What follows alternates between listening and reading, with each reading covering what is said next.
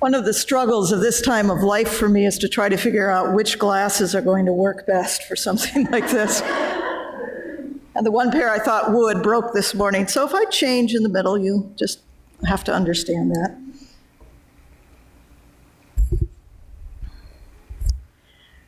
My mom didn't like to be in the limelight for much of anything. Music was no exception. Like me, she preferred to sing within the safety of a choir. Occasionally, she could be pressed into singing in a small group, but that was rare. She was always noticeably nervous, even though she was one of the better singers in the small country church she attended. To my knowledge, she only sang one duet. She never sang a solo. I happened to be present for that one duet, though. It was during the Christmas season, maybe even Christmas Eve, I don't recall, but I know it was the holidays, and I happened to arrive home just in time for a candlelight service. I was surprised when I sat down and noticed in the order of service my mother's name alongside that of another younger woman. When the two got up to sing, I was struck by two things. First, it was that my mother had gotten old. She was probably only 73 or 4 at the time, but her ankles were swollen and her hair was white. And, well, I didn't really think of her as an old woman because she never acted that way, but all of a sudden, as she was standing there in the spotlight that evening, she looked old. Little wonder, really, as she was maintaining a house and an acreage, as Parkinson's was ruining my dad's mind and body. But all of a sudden, there it was for all the world, or at least that small congregation, or at the very least me to see. The second thing that struck me that night was the music. I didn't know the song.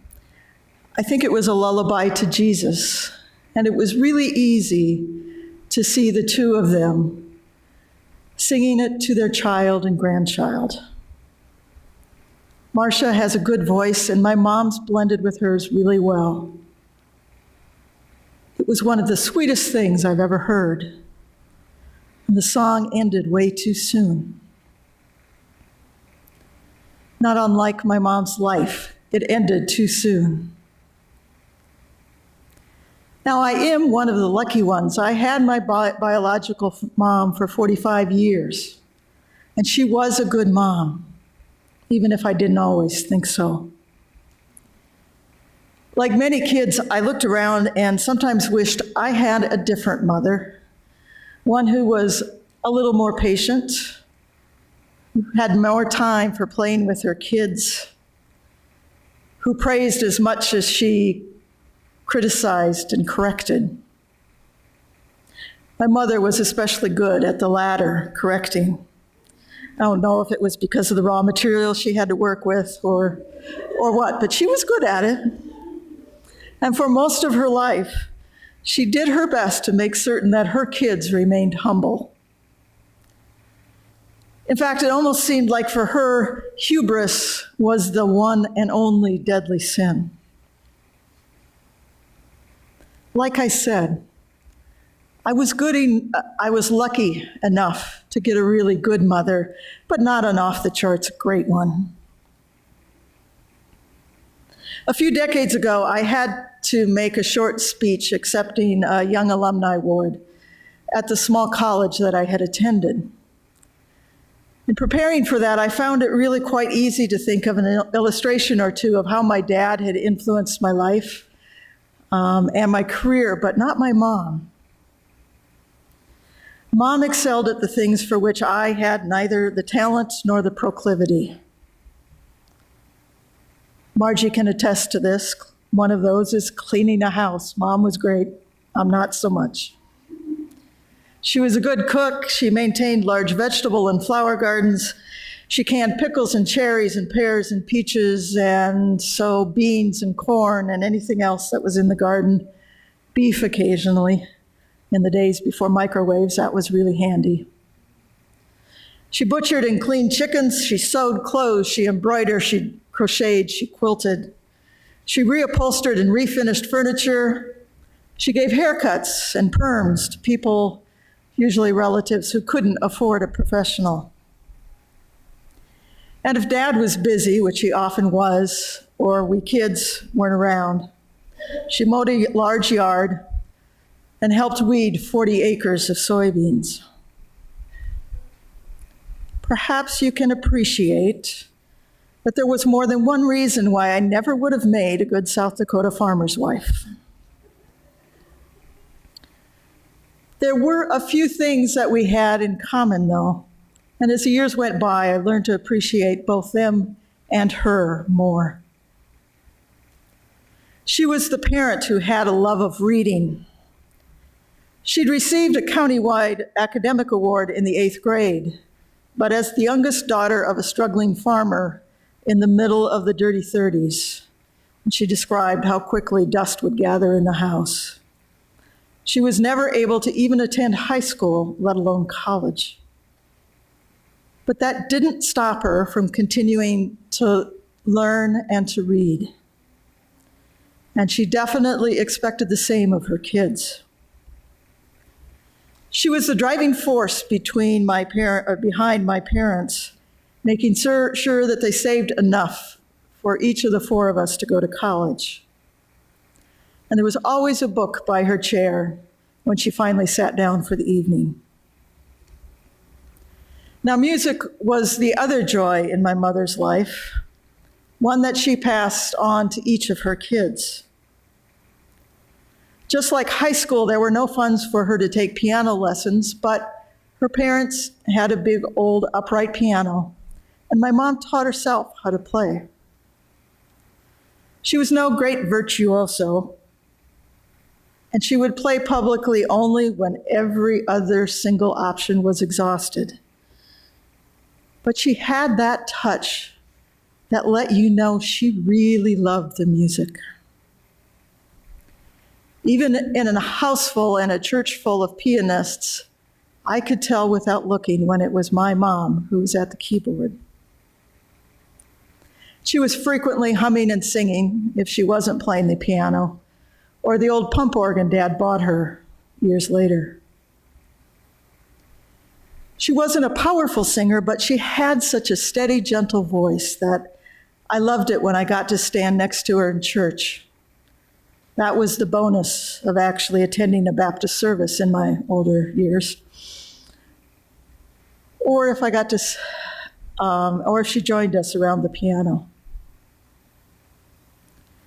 Mom wasn't one for making speeches either, or even short declarations, so it surprised us once when we were gathered around the table. I think she was probably around 75. We were all visiting. And all of a sudden she looked at us and said, "You're alike in some ways. But you know, I've always liked variety. And it's a good thing because I've got plenty of variety in my kids. You're alike in some ways, but very different in others, and it's all good. I suppose you do have some faults, but I don't see them anymore. I just don't think a soul could ask for 4 better kids than you." Now, as I said, my mom had been better at criticism than praise, but I guess when each of us had passed through our first 3 or 4 decades, she felt her work was done and it was time to appreciate the results. I remember telling my mom once that she didn't have my permission to get old until she was at least 80. I certainly never dreamt she would die before then. All the women in her family were fairly long-lived. Her sisters lived to be 91, 99 and a half, and 106, respectively. But my mom wasn't so fortunate. She died of ovarian cancer a few days short of her 79th birthday. In her last 2 years, she endured 4 major surgeries, While she was in the midst of chemo treatments, a really poor country doctor, one who was subbing in for her regular doctor who was off for a few days of vacation, admitted her and then released her from the hospital after a fall with a broken hip that he had not diagnosed. When she finally had surgery a week later, that recovery from that surgery delayed her chemo. Despite that, she survived the first round of chemo and enjoyed about 6 months of remission before the beast returned again, shortly after I had moved from Chicago here to Harrisburg.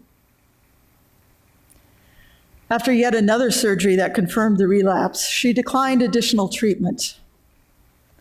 She lived a few more months, barely well enough to be home, but well enough to continue to embroider and crochet, play games, and to sing until a few days before she died. I had memorized the United through O'Hare to Sioux Falls, South Dakota flight schedule in those few months, as I tried to juggle a new and pretty demanding job with visiting as much as I could. Mom took on the mantra of counting her blessings, saying things like, I've just been sitting around here thinking about all the things I have to be thankful for. I suppose I could grump, but why do that when I can just be thankful? She repeated the 4 great kids comment several times during that time. She worried about how hard her Filipino hospital maid had to work to try to make ends meet to feed her kids. She enjoyed the sliver of a sunset through the corner of her window and the family pictures that were on her bulletin board.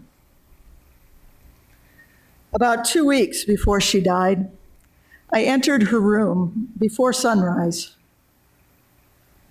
just moments before needing to catch yet another flight. I helped the aide move her to her commode that was placed right beside her bed. And she sighed with the effort it took and said, "My, that shouldn't be that hard." But before I could even say, I know, Mom, she said, no, I shouldn't complain. I have so much to be thankful for, all these people here helping me. We moved her back to the bed again, and we chatted for a few more minutes. And I went to leave, but just as I reached the doorway, she called out to me and she said, "Remember, Lois, be thankful." I wasn't feeling very thankful in that moment, but I looked back at her. I could just see her eyes focused intently on me from the light in the hallway. And she repeated herself, "Remember, be thankful." I wish that I could claim that that was the day that changed the rest of my life. In case you haven't figured it out by now, like some of the others in this summer series, I've had trouble figuring out one day that changed all of the rest of my life. I don't know that there was one, except maybe that lottery that I won the day I was conceived by John and Luella. And thank goodness there was a second lottery I won a few years ago when I very tentatively said to Margie, "You must know I'm attracted to you." And thankfully she responded. We'd been dancing around it for a little while. Unfortunately, it can be difficult for an individual like me who's been both raised and trained in critical thinking to maintain a constant attitude of thankfulness. But it is a little easier than it used to be. I really do have so much to be thankful for. Sometimes I look around this church and I worry about all the things we've lost. All of the leaders and many members, some of whom were personal friends. All of the financial support that went with it, and some of the things we can no longer do because of it. It reminds me of that feeling I had after Mom died, followed shortly thereafter by my dad. I was long past the stage when I was financially dependent upon them, but perhaps especially as a single woman at the time, knowing that they were no longer there as a foundation should some major crisis arise, that was really hard. It took time to recover from that grief and the loss of security. But now when I look around this church, I'm reminded of one thing that Margie's dad often says. It's, I've never had a lot, but I've always had enough. That too bears repeating. I've never had a lot, but I've always had enough. Whether you're in the midst of a personal crisis or recovering from one at a church or work, it bears remembering. Maybe we don't have a lot, but we do have enough. Take a moment to look around. I mean that, all of you. Take a moment. Look around to your left or your right. Or pause and think about a few folks that might be on vacation, sleeping in, or watching the Olympics today. Think of church friends who aren't just here today, and take stock of what is still here. And remember, be thankful.